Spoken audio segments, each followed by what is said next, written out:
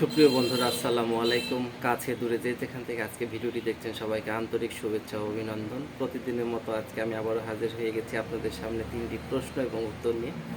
আশা করি আপনাদেরকে পাশে পাবো। আর অবশ্যই ভিডিওটি লাইক কমেন্ট এবং একটু শেয়ার করে দেবেন। প্রিয় বন্ধুরা, প্রথমত আমরা যে বিষয়টি জানবো সেই বিষয় হচ্ছে কোন পাতা শরীরের দুর্গন্ধ দূর করে।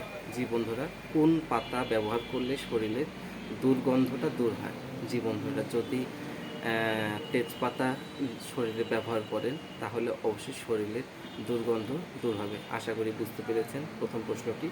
তো প্রিয় বন্ধুরা, এবার চলে যাব প্রতিদিন আসলে কি ব্যবহার করলে মুখে মুখে যে রোদটা পড়ে সূর্যের রোদ্রে যে মুখটা পুড়ে যায়, এই পোড়া মুখটি কিংবা চামড়াটি কি ব্যবহার করলে প্রতিদিন সেই কালো দাগটি উঠে যায়? জি বন্ধুরা, এটা খুবই একটা প্রয়োজনীয় বিষয়। পুরুষরা অনেক সময় বাইরে থাকেন এবং সেই রোদ্রে কিন্তু চামড়া পুড়ে যায়। আর মেয়েরা তো রূপচর্চা করে, সেটা বলতে হয় না, তারা সুন্দরভাবে তারা রূপচর্চা করে নেয়, তাদেরকে বলতে হয় না। তো প্রিয় বন্ধুরা, আসলে রোদ্রে পোড়া মুখে যে কালো দাগটি, এটি কী ব্যবহার করলে ওঠে? সেটি হচ্ছে আর কিছুই না, কমন একটি জিনিস, সেটা হচ্ছে মধু।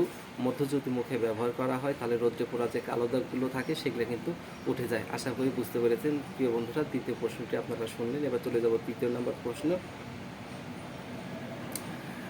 জি বন্ধুরা, অনেকের কিন্তু মাথায় প্রচুর উকুন হয়, অনেকের মাথায় প্রচুর উকুন হয়। তো এই মাথার উকুন কোন পাতা ব্যবহার করলে উকুন দূর হয়ে যায়? জি বন্ধুরা, এটা খুবই একটা গুরুত্বপূর্ণ বিষয়।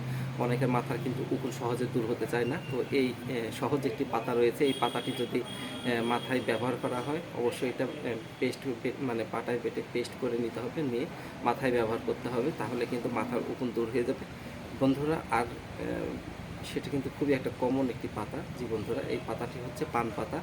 যে পান আসলে আমরা খাই, তো এই পান পাতা যদি আমরা পেস্ট করে মাথায় ব্যবহার করি তাহলে কিন্তু মাথার উকুনগুলো দূর হয়ে যাবে। আশা করি বুঝতে পেরেছেন প্রিয় বন্ধুরা। আপনারা পাশে থাকবেন, অবশ্যই ভিডিওটি লাইক করবেন এবং একটু শেয়ার করে দেবেন।